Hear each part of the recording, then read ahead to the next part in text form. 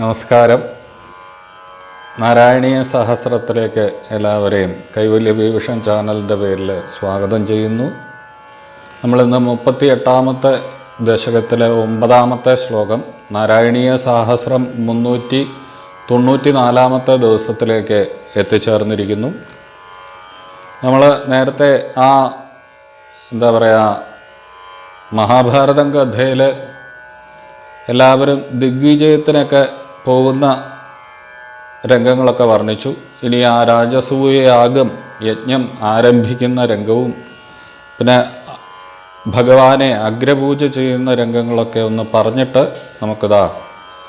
ഇന്ന് ആ ഭഗവാനെ എടുത്തുകൊണ്ട് വസുദേവർ അമ്പാടിയിൽ കൊണ്ടുവന്ന് കിടത്തുന്നു. ആ യോഗമായ അമ്പാടിയിലുള്ളവരെയൊക്കെ ആ യോഗമായയുടെ പ്രഭാവത്താൽ ഉറക്കിക്കെടുത്തി ഭഗവാനെ യശോദാമ്മയുടെ അടുക്കൽ വസുദേവരെ കൊണ്ട് കിടത്തുന്ന രംഗങ്ങളൊക്കെയാണ് പാരായണം ചെയ്യുന്നത്. അതിനു മുമ്പ് ആ രാജസൂയ യാഗത്തെക്കുറിച്ചൊക്കെ ഒന്ന് പറഞ്ഞിട്ട് നമുക്ക് ഇന്നത്തെ പാരായണത്തിലേക്ക് കടക്കാം. ധർമ്മപുത്രരുടെ സത്യനിഷ്ഠയും പ്രജാപരിപാലനത്തിലുള്ള ശുഷ്കാന്തിയും കണ്ട് ജനങ്ങൾ കർത്തവ്യനിഷ്ക്രിയരായിത്തീർന്നു. നിയമാനുസൃതമായി കരം പിരിക്കുകയും ധർമാനുസാരം ഭരണം നടത്തുകയും ചെയ്തുകൊണ്ട് യഥാകാലം വേണ്ടത്ര മഴയുണ്ടായി. രാജ്യത്ത് സുഖവും സമൃദ്ധിയും വർദ്ധിച്ചു. കൃഷി, കച്ചവടം, ഗോപരിപാലനം തുടങ്ങിയവ അഭിവൃദ്ധിപ്പെട്ടു. കള്ളവും ചതിവും എങ്ങുമില്ല. രാജാവിൻ്റെ പുണ്യകർമ്മങ്ങളുടെ ഫലമായി അതിവൃഷ്ടി, അനാവൃഷ്ടി, മഹാമാരി, അഗ്നി ഭയം തുടങ്ങിയ ദോഷങ്ങളൊന്നും ഉണ്ടായില്ല. രാജഭണ്ഡാരങ്ങൾ നിറഞ്ഞിരുന്നു. യജ്ഞം ആരംഭിക്കാൻ പറ്റിയ കാലമാണിതെന്ന് സുഹൃത്തുക്കൾ ഒറ്റയ്ക്കും കൂട്ടായും രാജാവിനോട് ഉണർത്തിച്ചു. ആ ഇടയ്ക്ക് ശ്രീകൃഷ്ണ ഭഗവാൻ അവിടെ എഴുന്നള്ളി. ശ്രീകൃഷ്ണ ഭഗവാൻ സാക്ഷാൽ നാരായണനാണെന്ന് അദ്ദേഹം വേദസ്വരൂപനാണ്. ജ്ഞാനികൾക്ക് ധ്യാനം കൊണ്ട് അഭിഗമ്യനാണ്. ഈ പ്രപഞ്ചത്തിൻ്റെ പ്രഭാവം അദ്ദേഹമാണ്. പ്രളയകാലത്ത് എല്ലാം അദ്ദേഹത്തിൽ ലയിക്കുന്നു. ദൈത്യാന്തകനും ഭക്തവത്സലനുമായ ഭഗവാൻ ആപത്തിൽ അഭയങ്കരനാണ്. യുധിഷ്ഠിരനോടുള്ള കാരുണ്യത്താൽ ഭഗവാൻ അളവറ്റ ധനവും രത്നങ്ങളും മറ്റും സംഭാരങ്ങളുമായി സൈന്യസമേതം ഇന്ദ്രപ്രസ്ഥത്തിലെത്തി. എല്ലാവരും അദ്ദേഹത്തെ എതിരേറ്റു, യഥോചിതം സ്വീകരിച്ചു. വിശ്രമം കഴിഞ്ഞ് കുശലപ്രശ്നങ്ങൾക്ക് ശേഷം ഭഗവാനോട് ധർമ്മപുത്രർ പറഞ്ഞു: ഭഗവൻ, അങ്ങയുടെ കൃപാകടാക്ഷത്താൽ ഈ ഭൂമണ്ഡലമാകെ നമുക്ക് അധീനമായി. വളരെ ധനവും നമുക്ക് കിട്ടിയിട്ടുണ്ട്. എല്ലാം അങ്ങയ്ക്ക് വേണ്ടിയാണ്. ഇതുകൊണ്ട് വിധിപ്രകാരം ഹവനവും ബ്രാഹ്മണ സദ്യയും നടത്തണമെന്ന് ഞാൻ ആഗ്രഹിക്കുന്നു. ഈ രാജസൂയം നടത്താൻ അങ്ങ് അനുവാദം തരണം. ഗോവിന്ദ, യജ്ഞത്തിനുള്ള ദീക്ഷ അങ്ങ് തന്നെ ഗ്രഹിക്കണം. അങ്ങയുടെ യജ്ഞം കൊണ്ട് ഞാൻ പാപരഹിതനാകും. അല്ലെങ്കിൽ യജ്ഞത്തിന് ദീക്ഷ സ്വീകരിക്കാൻ അങ്ങ് എന്നെ അനുവദിച്ചാലും അങ്ങയുടെ ഇച്ഛയനുസരിച്ച് കാര്യമെല്ലാം നടക്കും. യുധിഷ്ഠിരൻ്റെ ഗുണങ്ങളെയൊക്കെ വാഴ്ത്തിക്കൊണ്ട് ഭഗവാൻ പറഞ്ഞു: ചക്രവർത്തിയായ അങ്ങ് തന്നെ ഈ യജ്ഞം നടത്തണം. ഇപ്പോൾ അങ്ങ് തന്നെ യജ്ഞത്തിന് ദീക്ഷ സ്വീകരിച്ചാലും, ദീക്ഷ എന്ന് പറഞ്ഞാൽ വ്രതം. ഈ ഓരോ യജ്ഞം നടത്തുമ്പോൾ അതിൻ്റെ പ്രധാന ആചാര്യനായിട്ട് ഇപ്പോൾ സോമയാഗം, അതിന്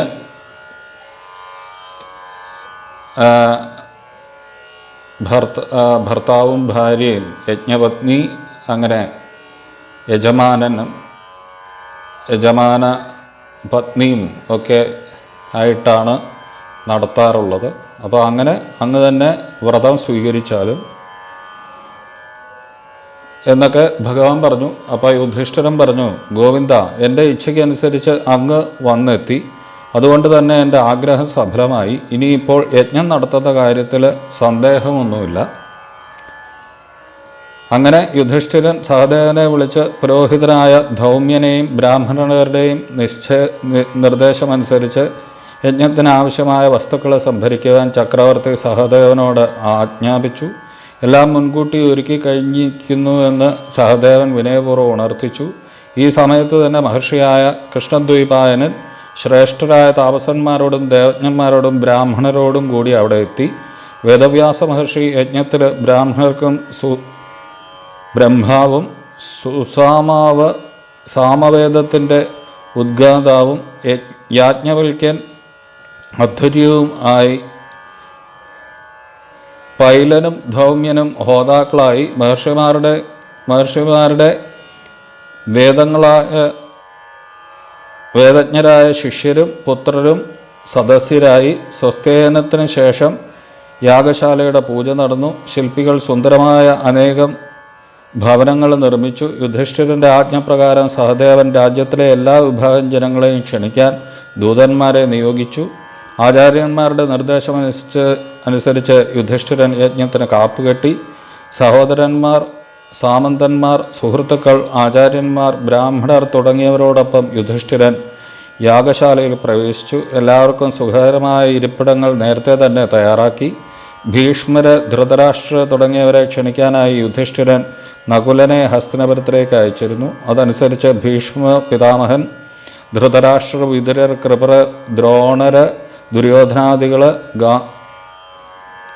ഗാന്ധാര രാജാവായ സുബലൻ, ശകുനി തുടങ്ങിയവർ യജ്ഞശാലയിലെത്തി. ദിഗ്വിജയത്തിൽ പരാജിതരായ സാമന്തന്മാരെല്ലാം വന്നു ചേർന്നു. എല്ലാവരും വിലയേറിയ ഉപഹാരങ്ങൾ കൊണ്ടുവന്ന് ധർമ്മരാജാവിൻ്റെ ആജ്ഞയനുസരിച്ച് അതിഥികളായ രാജാക്കന്മാർക്ക് വെവ്വേറെ വസതികൾ സൗകര്യപ്പെടുത്തി കൊടുത്തു. യുധിഷ്ഠിരൻ ഭീഷ്മപിതാമഹനെയും ദ്രോണാചാര്യൻ്റെയും പാദങ്ങളിൽ പ്രണമിച്ചു പറഞ്ഞു, ഈ യജ്ഞത്തിന് വേണ്ട സഹായങ്ങൾ ചെയ്ത് തരണം. വിപുലമായ സമ്പത്തുണ്ട്, അത് സ്വന്തമാണെന്ന വിചാരത്തോട് വേണ്ടത് ചെയ്തു കൊള്ളണം. ഓരോ കാര്യത്തിന് ഓരോരുത്തരെ ചുമതലപ്പെടുത്തി. ഭക്ഷണശാലയുടെ മേൽനോട്ടം ദുശാസനെ ഏൽപ്പിച്ചു. ബ്രാഹ്മണരെ സ്വീകരിക്കുന്നത് ബാധ്യത അശ്വത്ഥാമാവിന് നൽകി. സ്വർണം, വെള്ളി, രത്നങ്ങൾ തുടങ്ങിയവയുടെ മേൽനോട്ടം ദക്ഷിണ നൽകുന്ന കാര്യവും കൃപാചാര്യരുടെ ചുമതലയിലായി. ആതിഥേയൻ്റെ സ്ഥാനം ബാഹ്ലീകൻ, ധൃതരാഷ്ട്ര, സോമദത്തൻ, ജയദ്രഥൻ എന്നിവർക്ക് നൽകി. പണം ചെലവാക്കുന്ന കാര്യം വിതുരരെ ഏൽപ്പിച്ചു. ഉപഹാരങ്ങൾ, സംഭാവനകൾ തുടങ്ങിയവ വാങ്ങി സൂക്ഷിക്കാൻ ദുര്യോധനെ ചുമതലപ്പെടുത്തി. ബ്രാഹ്മണരുടെ കാല് കഴിക്കുന്ന പണി ശ്രീകൃഷ്ണ ഭഗവാൻ തന്നെ ഏറ്റെടുത്തു. അങ്ങനെ മാന്യ വ്യക്തികൾ തന്നെ ചുമതലകളെല്ലാം ഏറ്റെടുത്തു. യുധിഷ്ഠിരൻ്റെ ദർശനം നേടാനെത്തിയ ആളുകൾ ആരും തന്നെ 1000 സ്വർണ്ണ നാണയങ്ങൾ കുറച്ച് കാണിക്ക ഇട്ടില്ല. എൻ്റെ ധനം കൊണ്ട് തന്നെ യജ്ഞം നടക്കണമെന്ന് പലരും കരുതി. സേനാവ്യൂഹങ്ങൾ, വിചിത്ര വിമാനങ്ങൾ, രത്നങ്ങളുടെ സമൂഹം, രാജാക്കന്മാരുടെ രഥങ്ങൾ എന്ന് വേണ്ട എല്ലാം കൊണ്ടും ഇന്ദ്രപ്രസ്ഥമാകെ നയനമനോഹരമായി. ധർമ്മപുത്രർ യജ്ഞത്തിന് 6 അഗ്നികൾ സ്ഥാപിച്ച് ഹവ്യങ്ങൾ അർപ്പിച്ചു. അതിഥികളായി വന്നവർക്കെല്ലാം സന്തോഷമായി. ആവശ്യപ്പെട്ടതെല്ലാം കൊടുത്തു. ഭക്ഷണത്തിന് ഒരു കുറവും വന്നില്ല. മഹർഷിമാരും മന്ത്രദീക്ഷയുള്ള ബ്രാഹ്മണരും ചേർന്ന് നെയ്യ്, എള്ള, ശർക്കര തുടങ്ങിയ വസ്തുക്കൾ ഹോമിച്ചു. ദേവതകളെ പ്രസന്നമാക്കി. പ്രതീക്ഷിതത്തിലേറെ ദക്ഷിണ കിട്ടിയ ബ്രാഹ്മണർ സന്തുഷ്ടരായി.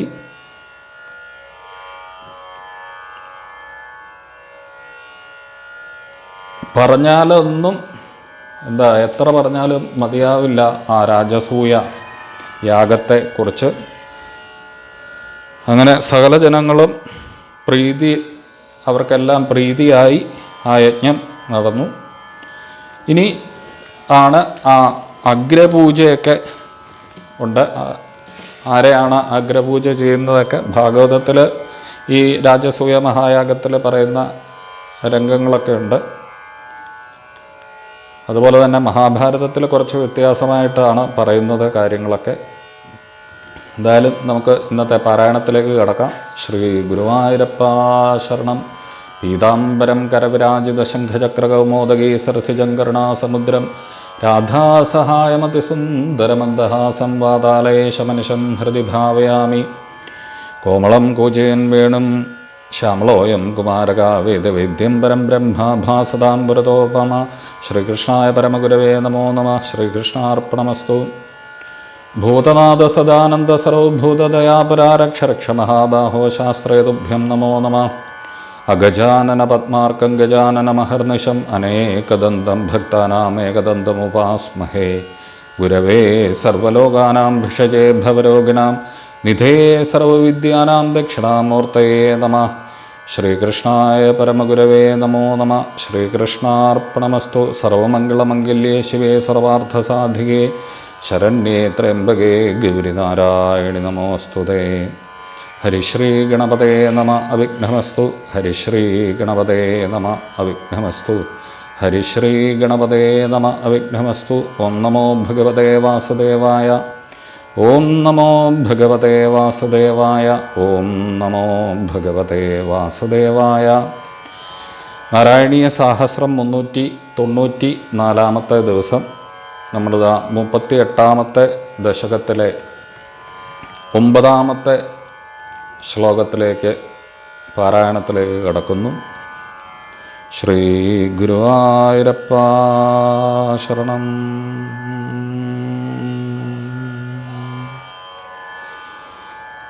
ജാതാ തദാ പശുപസത്മനിയോഗനിദ്രാ നിദ്രാ വിമൂദ്രിതമഘാകൃതപൗരലോകം ത്വൽപ്രേരണാൽ കിമിഹ ചിത്രമചേതനൈര്യൽ ദ്വാരൈഃ സ്വയം വ്യഘടി സംഘടിതൈ സുഗാഢം.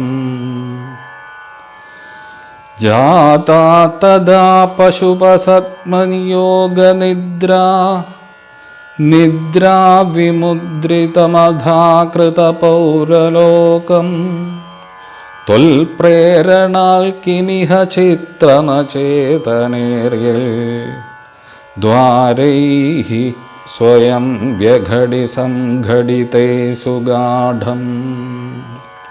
ശ്രീ ഗുരുവായൂരപ്പ ശരണം. അങ്ങനെ നാരായണീയ സാഹസ്രം 394ാമത്തെ ദിവസത്തിലേക്ക് എത്തിച്ചേർന്നിരിക്കുന്നു. സജ്ജനങ്ങളായ നിങ്ങളുടെ ഓരോരുത്തരുടെയും പ്രാർത്ഥനയും അനുഗ്രഹവും എന്നും ഞങ്ങളോടൊപ്പം ഉണ്ടാവണം.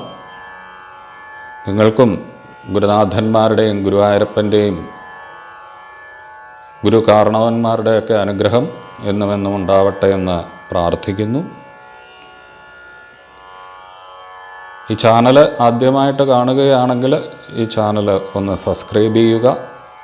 സബ്സ്ക്രൈബ് ചെയ്തവർ കൂടുതൽ സജ്ജനങ്ങളെ ഈ ഒരു നാരായണീയ സാഹസ്രത്തിലേക്ക് പങ്കെടുപ്പിക്കാനായിട്ട് ശ്രമിക്കണം.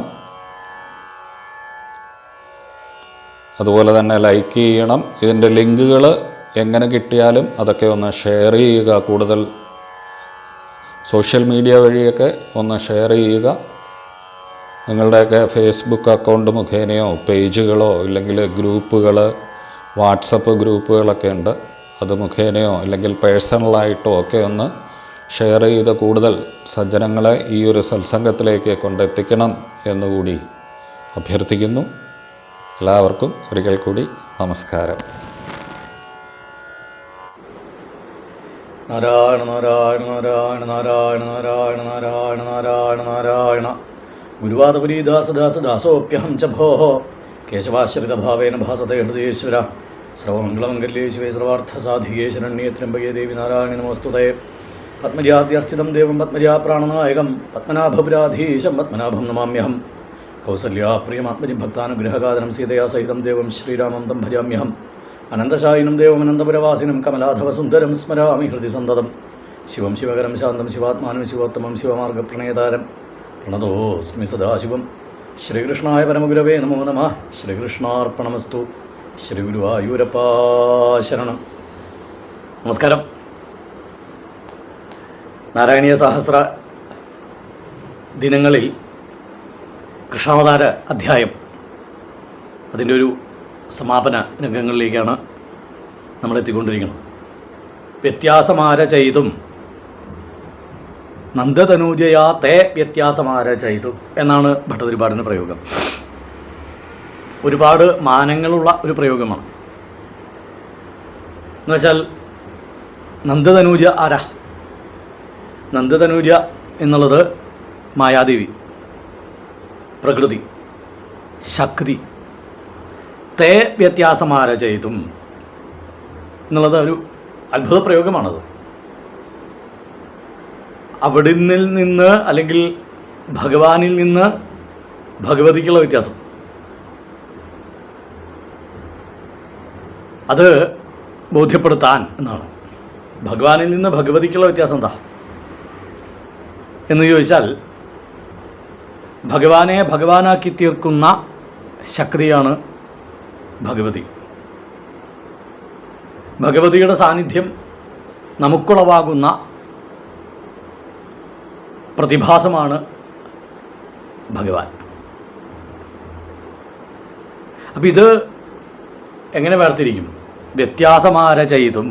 വാസ്തവത്തിൽ നിങ്ങളെ വേർതിരിക്കാൻ സാധിക്കില്ല എന്നാണ് അതിൻ്റെ അർത്ഥം.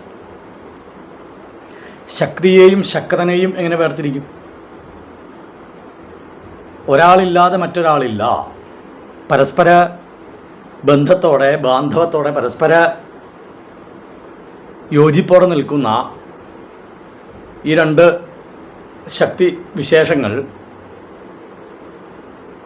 കണ്ണാടിയില്ലാതെ മുഖമെങ്ങനെ കാണും? അപ്പം കണ്ണാടിയായിട്ട് ഭഗവാൻ വർത്തിക്കുമ്പോഴേ ശക്തി വിളങ്ങുന്നുള്ളൂ. അപ്പം ആ കണ്ണാടിയിൽ കാണുന്ന പ്രതിബിംബവും യഥാർത്ഥ ബിംബവും തമ്മിലുള്ള വ്യത്യാസം എങ്ങനെ നമുക്ക് ബിംബപ്രതിബിംബം എന്ന് നമ്മൾ വേദാന്തങ്ങളിൽ പറയുമെങ്കിലും വാസ്തവത്തിൽ അതിൻ്റെ വ്യത്യാസം എങ്ങനെ ആ കണ്ണാടി എന്ന ഒരു എന്താ പറയുക പ്രതിഭാസമാണ് അതിനെ വ്യത്യാസം നിർണ്ണയിക്കുന്നത്. എന്ന് വെച്ചാൽ ശരീരം. കണ്ണാടിയുടെ ഭാഗത്ത് ശരീരം വെച്ചാൽ ആ ശരീരത്തിൽ ഉള്ളിൽ കാണുന്ന പ്രതിബിംബം ബിംബം തന്നെയാണ്. അപ്പം ശക്തനും ശക്തിയും ഒന്നാണെന്ന വേദാന്തത്തെ ഭട്ടതിരിപ്പാട് ഇവിടെ ഉറപ്പിക്കുകയാണ്. വ്യത്യാസമാരചയിതും. സാധാരണ നിലയ്ക്ക് വ്യത്യാസമില്ലാത്ത രണ്ട് പ്രതിഭാസങ്ങൾ, ഭഗവാനും ഭഗവതിയും. നമ്മൾ കൃഷ്ണ അനവധി വര്യന്മാരെ ഞാൻ കണ്ടിട്ടുണ്ട്, പ്രത്യേകിച്ചും ഗുരുവായൂർ തന്ത്രിയൊക്കെ. അദ്ദേഹം ഭഗവതി സേവ കഴിഞ്ഞ് എണീക്കുമ്പോൾ നമസ്കരിക്കുമ്പോൾ എൻ്റെ കൃഷ്ണ എന്നാ പറയുക. നമുക്കൊക്കെ അത്ഭുതവും കേൾക്കണവർക്ക് അത്ഭുതവും. ഇവിടെ ഇപ്പോൾ കൃഷ്ണൻ്റെ പൂജയാണോ ഉണ്ടായത് അതോ ഭഗവതിയുടെ പൂജയാണോ ഉണ്ടായത്? സംശയവും. അപ്പം കൃഷ്ണനും ഭഗവതിയും ഭദ്രകാളിയുടെ ഭാവമാറ്റമാണ് ശ്രീകൃഷ്ണൻ എന്ന് പറയാറുണ്ട് ആചാര്യന്മാർ, താന്ത്രിക ആചാര്യന്മാർ. അപ്പം ഈ ശക്തിയും ശക്തനും വ്യത്യാസമില്ല. നന്ദതനൂജയാ തേ വ്യത്യാസമാരചയിതും. നന്ദതനൂജയായ യോഗമായയിൽ നിന്ന് അവിടുത്തെ വ്യത്യാസം അതില്ല വാസ്തവത്തിൽ. പക്ഷേ ഇനി അവിടുന്ന് അങ്ങോട്ട് ഭഗവതി അദൃശ്യയാവാണ്. കുമുദ, ചണ്ഡിക, കൃഷ്ണ, മാധവി, കന്യകേതിച, മായ, നാരായണി, ഈശാനി, ശാരദ, നമ്മൾ മുമ്പ് ചൊല്ലിയതാണ് ആ ശ്ലോകം. ശ്രീമാത, ശ്രീമഹാരാജ്ഞി അങ്ങനെ വിളിക്കും എന്ന് ഭഗവാൻ ആഹ്വാനം ചെയ്തു കഴിഞ്ഞു. അനവധി ക്ഷേത്രങ്ങളിൽ അമ്മ പല രൂപത്തിൽ വർത്തിക്കുന്നു. ദുർഗേതി, ഭദ്രകാളീതി എന്നിങ്ങനെ ഭഗവാൻ അവിടെ ആഹ്വാനം ചെയ്തിട്ടുണ്ട്. അപ്പോൾ ശക്തി സ്വരൂപിണിയായിട്ട് ഭഗവതി അവിടെ വയ്ക്കുന്നു. അപ്പോൾ വ്യത്യാസമാരചയിതും. ശക്തിയെയും ശക്തനെയും രണ്ടാക്കി തീർക്കലാണ് വസുദേവരുടെ ഡ്യൂട്ടി. അപ്പം ശക്തിയെ മധുരയിലേക്ക് കൊണ്ടുപോകുന്നു, ശക്തനെ അമ്പാടിയിൽ കൊണ്ടുപോയി കിടത്തി. വ്യത്യാസമാരചയിതും. വ്യത്യാസം രചിക്കാൻ വേണ്ടിയിട്ടാണ്. വാസ്തവത്തിൽ വ്യത്യാസമില്ല. പക്ഷേ കൃഷ്ണാവതാരത്തിൻ്റെ പ്രത്യേകത, കൃഷ്ണാവതാരത്തിൻ്റെ ഉദ്ദേശം, കൃഷ്ണാവതാരത്തിൻ്റെ ലക്ഷ്യം അത് പ്രകാരം വ്യത്യാസമുണ്ടാക്കി തീർക്കുകയാണ്. സ്വതവേ വ്യത്യാസമില്ല. അപ്പോൾ ഇത് രണ്ട് ശരീരങ്ങളായിട്ട് തന്നെ നന്ദതനൂജയ, ഒന്ന് പെൺകുട്ടിയായി, ഒന്ന് ആൺകുട്ടിയായി. അപ്പോൾ കണ്ണാടി, രണ്ട് കണ്ണാടിയായി എന്നർത്ഥം. അപ്പോൾ ഇവിടെ വാസ്തവത്തിൽ ഇതിലേതിലൂടെയാണ് നമ്മൾ ശക്തിയെ അറിയുന്നത്? ഒരു ശരീരത്തിൽ ഈശ്വരൻ വർത്തിക്കുന്നു എന്നുള്ളത് അതിൻ്റെ ജീവനിലൂടെയാണ് അറിയണത്, അതിൻ്റെ ചൈതന്യത്തിലൂടെയാണ് അറിയണത്, പ്രകടനത്തിലൂടെയാണ് അറിയണത്. അപ്പോൾ ഈ പ്രകടനം, ഇനി ഭഗവാന്റെ പ്രകടനം എന്താ? ഭഗവതിനി 2-3 മണിക്കൂർ കഴിഞ്ഞാൽ അന്തർധാനം ചെയ്യും. പിന്നീട് ഇവിടെ ശക്തി ഉണ്ടെന്ന് തെളിയുന്നത് ഭഗവാന്റെ പ്രകടനത്തിലൂടെയാണ്. കാളിയ നർത്തനം, പൂതനാമോക്ഷം മുതൽക്കങ്ങോട്ട് നോക്കിയാൽ ജര എന്ന വേടന് തെറ്റുപറ്റി അദ്ദേഹം കാല് പിടിക്കുന്നത് വരെയുള്ള സമയങ്ങളിലുള്ള കൃഷ്ണലീല മുഴുവൻ ശക്തിയുടെ തെളിവാണ്. കാരണം കംപ്ലീറ്റ്ലി മായയാണ് കൃഷ്ണലീലയിൽ. സത്യമേത് വ്യത്യാസം ആര ചെയ്തും ന ശക്യം എന്നർത്ഥം. We cannot recognise, we cannot distinguish. നമുക്കൊരിക്കലും ഇത് തിരിച്ചറിയാൻ പറ്റില്ല, സത്യമേത് മായേത് എന്ന്. 6 ദിവസം പ്രായമുള്ള സമയത്ത് പൂതനയെ നിഗ്രഹിക്കുന്നു. 12 വയസ്സ് സമയത്ത് രാസലീലയാടുന്നു ഭഗവാൻ. അപ്പം ഇതെല്ലാം നമുക്ക് അത്ഭുതമാണ്. അപ്പം ശക്തി വിശേഷം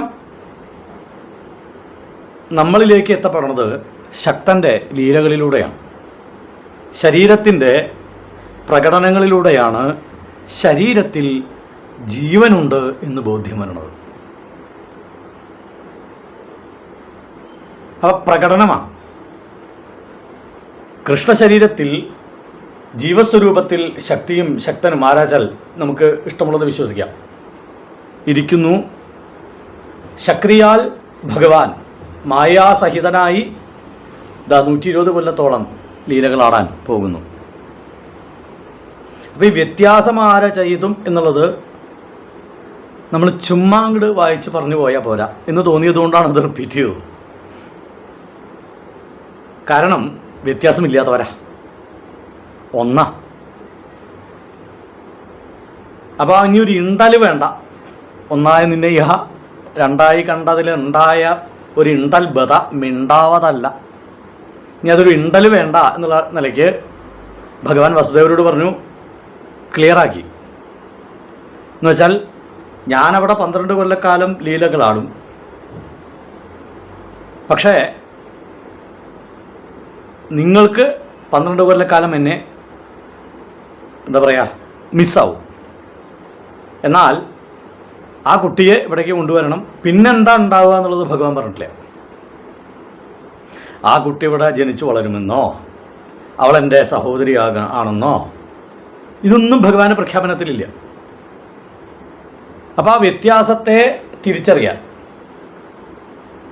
വ്യത്യാസമില്ലാത്ത ശക്തി ശക്ത ഭാവങ്ങളെ വ്യത്യാസപ്പെടുത്തിയെടുത്ത് ശക്തൻ്റെ ലീലകളിലൂടെ ശക്തി വിശേഷം ജഗത്തിന് മനസ്സിലാവാനുള്ള ഭഗവാന്റെ തീരുമാനം അല്ലെങ്കിൽ നിശ്ചയം, അത് നടപ്പിലാക്കലാണ് വസുദേവരുടെ ഡ്യൂട്ടി എന്നർത്ഥം. ഭാഗ്യാലോചിച്ചു വസുദേവരുടെ കടുത്ത വേദാന്തിയാണ്. വേദാന്തിയായിട്ടുള്ള അദ്ദേഹത്തിനെ സംബന്ധിച്ചിടത്തോളം അദ്വൈതം ആണ്, ഒന്നേ ഉള്ളൂ ഇവിടെ. പക്ഷെ ആ ഒന്നിനെ രണ്ടാക്കാനാണ് ഭഗവാൻ നിർദ്ദേശിക്കുന്നത്. അതിനെ രണ്ടാക്കിയിട്ട് ഇപ്പോൾ ഒന്നിലൂടെ മാത്രം ആ ഒന്നിനെ കാണും, വൺനെസ്. ആ വൺനെസ് ഒന്നിലൂടെ തന്നെ കാണാൻ വേണ്ടി ഭഗവാൻ എന്ത് ചെയ്തു? രണ്ടുണ്ടെന്ന് കണ്ട് കാണിച്ചു തന്ന് അതൊന്നാവുന്ന അവസ്ഥ. ഞങ്ങൾ രണ്ടാണ് എന്ന് തോന്നും മായ കൊണ്ട്, പക്ഷേ ഈ മായയും ഞാനും തമ്മിൽ ഒരു വ്യത്യാസവുമില്ല എന്ന് മായയെയും ഭഗവാനെയും വേർതിരിച്ച് കാണിച്ചതിന് ശേഷം വ്യത്യാസം ആര ചെയ്തും പിന്നീട് അതൊന്നാണെന്ന് ബോധ്യം വരുത്തുന്ന അവസ്ഥയാണ് കൃഷ്ണാവതാരം. അപ്പോൾ കൃഷ്ണാവതാരം കേവലം ഒരു അവതാരമാണെന്ന് നമുക്ക് പറഞ്ഞുകൂടാം. കൃഷ്ണാവതാരത്തിൽ ആചാര്യത്വമുണ്ട്, യോഗേശ്വരനാണ്, മനുഷ്യനാണ്, ജഗദീശ്വരൻ താനാണെന്ന് പ്രഖ്യാപിച്ച അവതാരമാണ്. അതിനുള്ള തെളിവാണിത്. തുടക്കത്തിൽ പ്രഖ്യാപിച്ചു. വാസ്തവത്തിൽ ചിന്തിക്കുന്നവർക്ക് മനസ്സിലാവും, ശക്തി അപ്പുറത്തും ശക്തനിപ്പുറത്തും. അപ്പം ശക്തിയെ ഇങ്ങോട്ട് കൊണ്ടുവന്ന് ശക്തനെ അപ്പം ഈ ശക്തി നാളെ എവിടേക്കാണ് ലയിക്കണത്? കംസന്റെ കയ്യിൽ നിന്ന് വഴുതിപ്പോയി അന്തരീക്ഷത്തിലേക്ക് മാറിയ പ്രകൃതി സ്വരൂപിണിയായിട്ടുള്ള ഭഗവതി ഭഗവാനിലേക്ക് തന്നെയാണ് ലയിക്കുന്നത്. പിന്നീട് ഭഗവാന്റെ ശക്തിയായിട്ട് മാറുകയാണ്. ഇപ്പം ലീലകൾക്കൊക്കെ പ്രകടനങ്ങൾക്കൊക്കെ ഒരു ശക്തി വേണമല്ലോ. ധ്യാതാ തഥാ പശുപസദ്മനി യോഗനിദ്ര, തഥാ പശുപസദ്മനി ധ്യാതാ യോഗനിദ്ര. അപ്പോൾ പശുപന്മാർ എന്ന് വെച്ചാൽ പശുപാലകന്മാർ, സദ്മനി സദ്മം വീട്, ഇടയൻ്റെ വീട്ടിൽ ജനിച്ച, നന്ദഗോപരുടെ ഗൃഹത്തിൽ ജനിച്ച, തഥാ അപ്പോൾ ജനിച്ച, യോഗനിദ്ര ജാത അപ്പോൾ ജനിച്ച യോഗനിദ്ര, നിദ്രാവിമുദ്രിതമഥാകൃത പൗരലോകം. ഒരു മാജിക്ക് കാണിച്ചു എന്നാണ്, തൻ്റെ ശക്തി അവിടെ കാണിച്ചു എന്നാണ് പെട്ടത് ഒരുപാട് പറയണത്.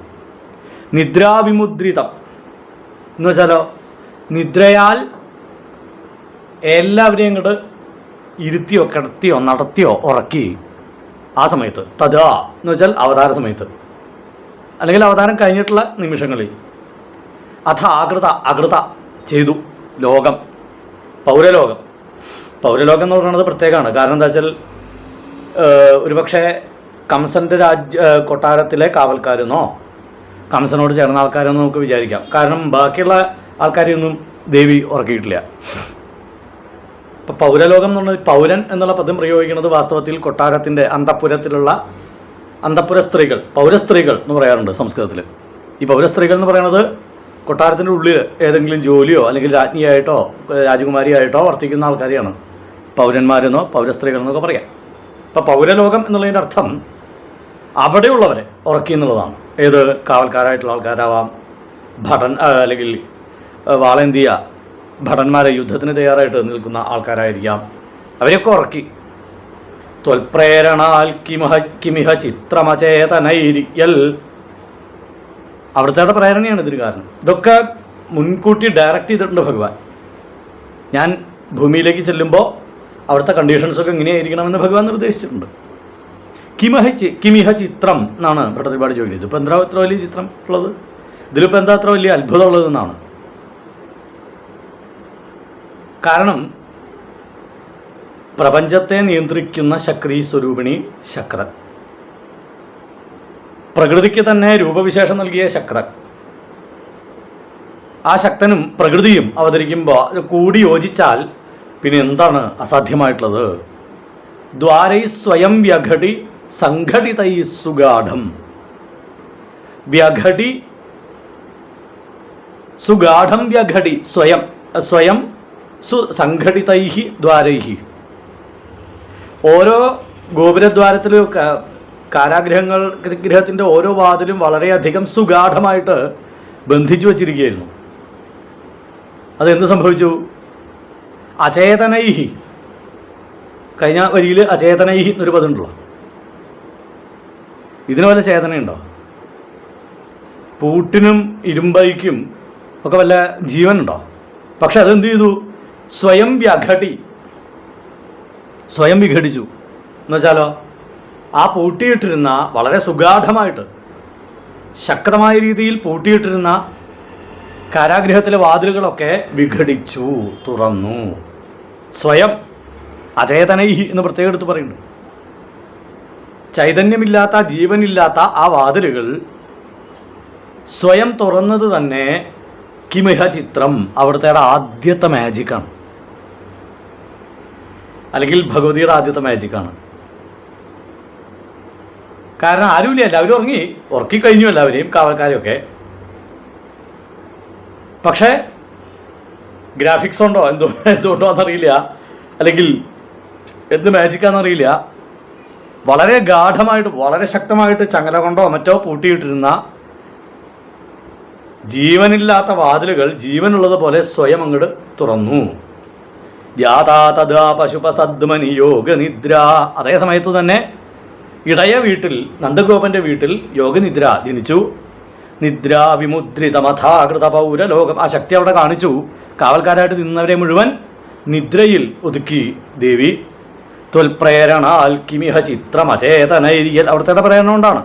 പക്ഷെ ഇവിടെ ഒട്ടും അത്ഭുതമില്ല. കാരണം അചേതനങ്ങളായ ദ്വാരൈ സ്വയം വ്യഘടി സംഘടിതൈ സുഗാഠം. അചേതനങ്ങളായ ദ്വാരങ്ങൾ സ്വയം വ്യഘടി, വളരെ ഗാഠമായി കെട്ടിയിട്ടിരുന്ന ഈ വാതിലുകളൊക്കെ സ്വയം വിഘടിച്ചു, സ്വയം തുറന്നു. അതിലും വലിയ ചിത്രം, അത്ഭുതം വേറെന്ത്? നമസ്കാരം. ജയ് ശ്രീകൃഷ്ണൻ.